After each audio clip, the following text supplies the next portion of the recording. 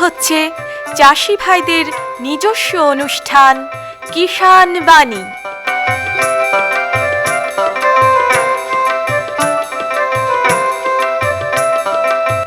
কৃষি, মাছ চাষ, প্রাণী সম্পদ উন্নয়ন, সমবায়, ফল চাষ, কৃষি প্রযুক্তি, পশুপালন, গ্রামোন্নয়ন এ সব কিছু জানতে শুনুন কিষাণ বাণী।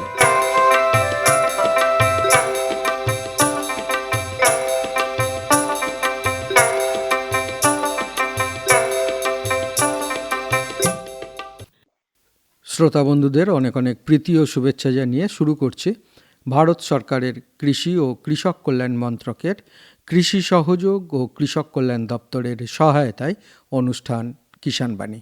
বন্ধুরা, আমরা যারা মাছ চাষ করি বা মাছ চাষের সঙ্গে আমরা যারা যুক্ত আছি, আমরা তো রুই, কাতলা, মৃগেল বা গ্যাস কার্প এই ধরনের মাছের আমরা চাষ করি, বা ছোট মাছের মধ্যে যেমন ধরুন ট্যাংরা, পাবদা, এই ধরনের মাছের আমরা ম্যাক্সিমামটাই চাষ করি।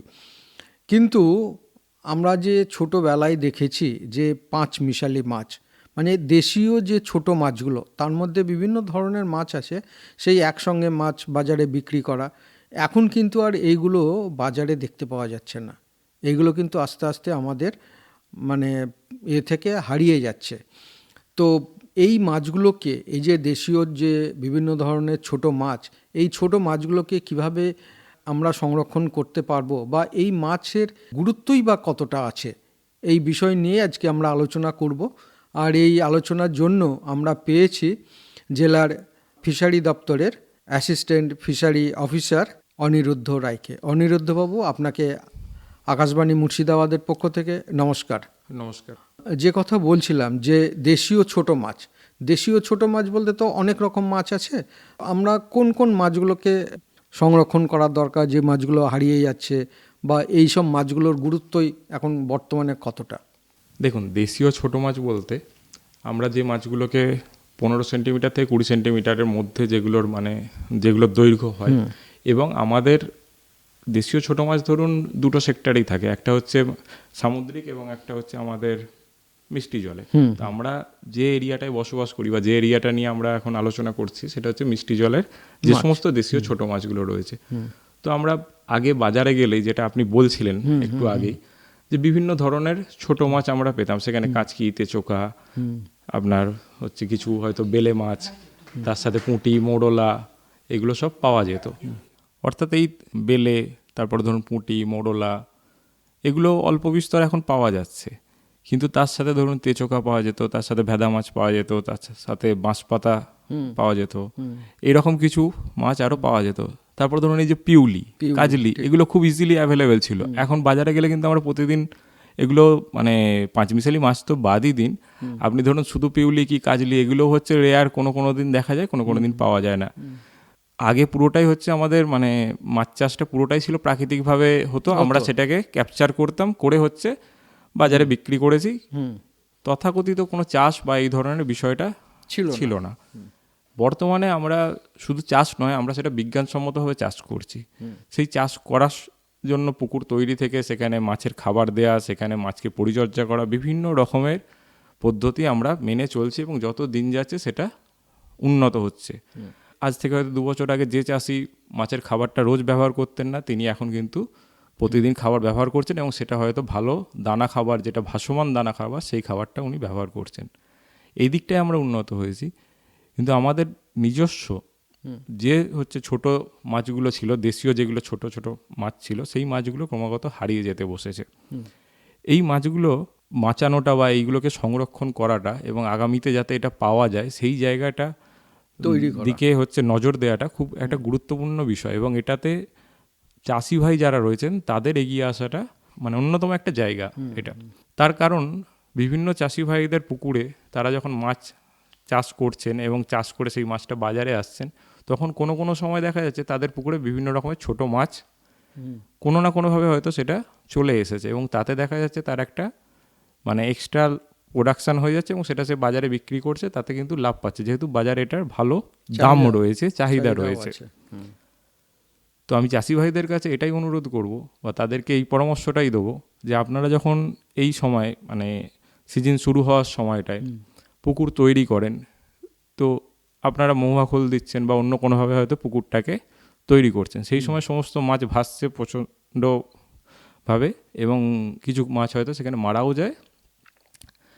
অর্থাৎ যা কিছু থাকে ওই পুকুরে সমস্তটাই হচ্ছে মানে ধরে নষ্ট করা হয় এবং সেটাকে মার্কেটে ফেলে দেওয়া হয়। তো এর আগে আমাদের যে দেশীয় মাছ যদি ওই পুকুরে কিছু থাকে সেটাকে আপনি অন্য একটা পুকুরে কিছুটা রাখুন, সংরক্ষণ করুন। পুকুর তৈরি হয়ে যাওয়ার পরে আবার যদি সেটা এই নতুন পুকুরটা আপনি দেন, তাতে ও নিজে নিজেই বংশ বিস্তার করবে, তাতে ওই মাছটা আমার প্রকৃতিতে থাকবে এবং সেখান থেকে আপনি কিন্তু একটা ভালো পরিমাণে লাভ করবেন। প্রতি সপ্তাহে বা 15 দিনে আপনার জাল দিতে গেলে যে খরচটা দেখা যাবে, সেই জালের খরচটা আপনার ওই ময়া, পুঁটি, 5 মিশেলি হচ্ছে আরও বিভিন্ন যে মাছগুলো সেগুলো সেল করে উঠে চলে আসবে। এই যে ময়া বলুন, পুঁটি বলুন, ঠিক আছে, এর সাথে আমি তেচোকা বলি বা ডানকোনা বলি, এই যে মাছগুলো কি ছোট বেলে মাছ, কি হচ্ছে একটা দেশীয় আমাদের যেটা ছোট ট্যাংরা হয় সেই ট্যাংরাটা, এইসব জিনিস, এই একটা মাছ 3 কাটা মাছ, হ্যাঁ 3 কাটা যেটা চাঁদা, সেই মাছটা হলে আমাদের পুকুরে একটু মাছের ক্ষেত্রে ওটা ক্ষতি করে, কারণ ওর হচ্ছে ওটা খুব হার্ডি ফিশ হয় মানে, এবং কাঁটা থাকে, সেই কাঁটাটা মাছের গায়েতে হচ্ছে ক্ষতি করে আমাদের চাষের মাছে। তো ওইটাকে আমরা চাষ করি না আর কি, বা করতে চাই না।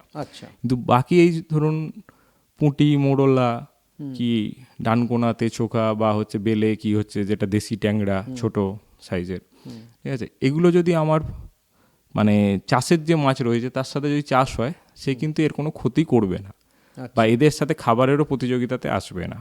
অথচ আমার সেটা সংরক্ষণও হবে, সেটা থেকে আমার একটা ইনকাম হবে, যেটা আমার লাভ বাড়াবে। আর একটা বিষয় হচ্ছে যেটা অন্যতম একটা গুরুত্বপূর্ণ এই ছোট মাছের ক্ষেত্রে, আমরা যে সমস্ত মাছ খাই তার মধ্যে মানে যদি নিউট্রিশাস ভ্যালুর দিকে আমি দেখি, সেক্ষেত্রে কিন্তু এই ছোটো মাছে সেটা হচ্ছে সবচেয়ে বেশি পরিমাণে। যেখানে একটা রুই, কাতলা এগুলোতে প্রোটিন পার্সেন্টেজ থাকে 14 থেকে 16%-এর মধ্যে, সেখানে কিন্তু এই ছোটো মাছগুলো সেটা থাকে 13 থেকে 20%-এর মধ্যে।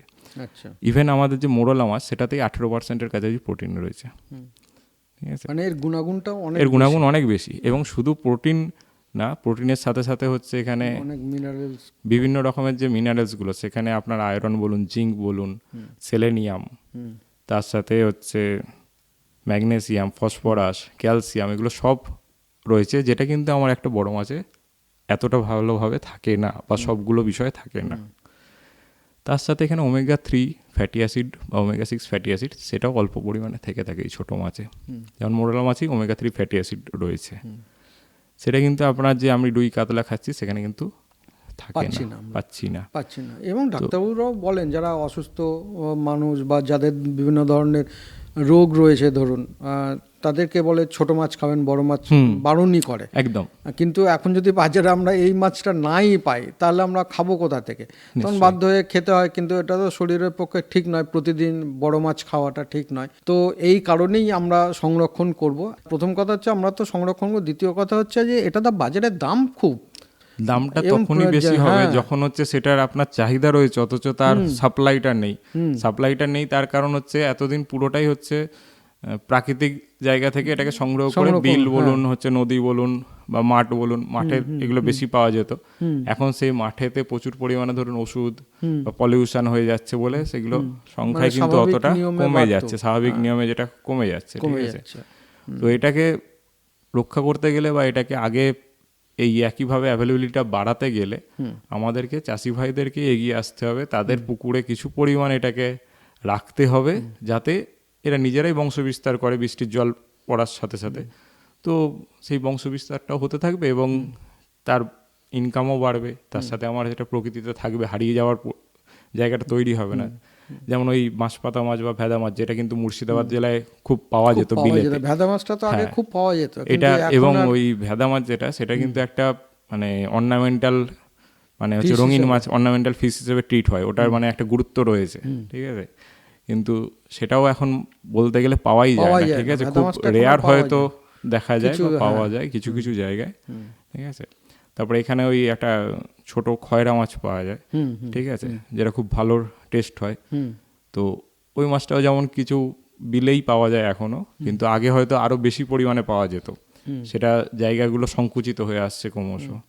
তো এইগুলোকে আমরা এখন থেকে যদি এই জায়গাটাকে গুরুত্ব দিয়ে না ঠিকভাবে দেখি, আগামীতে কিন্তু এটা কমতেই থাকবে, এটা বাড়বে কমতে না। কমতে কিন্তু হারিয়ে যেতেও পারে। একদম। এরকম করে তো অনেক মাছ, আমাদের দেশীয় প্রজাতির মাছগুলো অনেক হারিয়েও গেছে, হারিয়ে সেগুলো গেছে। আমরা পাই না, আবার নতুন করে সেগুলো প্রজনন ঘটিয়ে আবার আমরা চেষ্টা করছি। তো যাই হোক, তো এই একটা সময়, যে এই সময়ে আমরা যখন যারা পুকুর তৈরি করব, তাদেরকে বিশেষ করে লক্ষ্য রাখতে হবে যে এই ধরনের মাছ যদি আমাদের পুকুরে থাকে, প্রথমে আমরা জাল দিয়ে টেনে, আমরা তো মানে হ্যাঁ, কিভাবে মাছটাকে করবে? যখন হচ্ছে পুকুর তৈরি করি আর কি, মাছ চাষ শুরু করার সময়, তার আগে হচ্ছে আমরা বেশ কয়েকবার নেটিং করি, মানে জাল টানি। উদ্দেশ্য থাকে কি, যে মাছগুলোকে আমি যতটা টেনে আনতে পারছি সেটাকে আমি যাতে বাজারে ফেলে দিই। তো সেই সময় এই ধরনের মাছও আমার, ছোট মাছ কিছু থাকলে সেটা আমার আসবেই, চলে আসবে। তো সেটাকে আমি যদি আলাদা একটা জায়গায় রাখি, সেটা আমার কোনো পুকুর হতে পারে, বড় ট্যাঙ্ক হতে পারে, যে কোনো জায়গায় আমি রাখার ব্যবস্থা করতে পারি। আর এগুলোর জন্য তো কোনো টাকা পয়সা না, খরচও তো আলাদা হয় না। করে আমার টাকা কোনো পয়সা রোগ খরচের বালাইও বিষয় নেই সেরকম। অন্যান্য যে মাছের না, যেমন রোগ আছে, সেরকম কোনো রোগও নেই। এগুলোর প্রাকৃতিকভাবেই এটা বাড়ে, বেড়ে যায়। এভাবেই মানে আর বংশবৃদ্ধিও হয়। বংশবৃদ্ধিও হয়। রিসেন্টলি হচ্ছে বায়োডাইভার্সিটি বোর্ড, পশ্চিমবঙ্গ সরকারের, তারা এই ধরনের একটা প্রকল্প হাতে নিয়েছে, অভয়া পুকুর।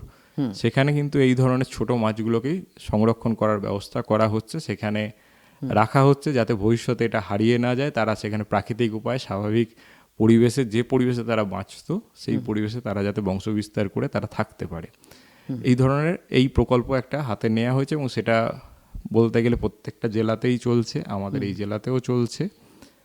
প্রত্যেকটা জেলার প্রত্যেকটা ব্লকে চলছে নাকি? প্রত্যেকটা ব্লকে এখনো করা সম্ভব হয়নি, কিন্তু আগামীতে সেটা নিশ্চয়ই বাড়বে, এটা বলা যেতে পারে।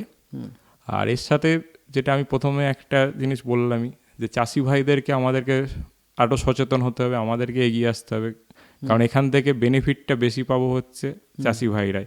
একটা ছোট মাছ বাজারে বিক্রি করতে গেলে আড়তেই কিন্তু 400 টাকা, 350, 400, এটা হচ্ছে পাইকারি দর পাওয়া যায়। তো সেক্ষেত্রে লাভের জায়গাটা অনেকটা বেশি তৈরি হয়ে যায় এখান থেকে।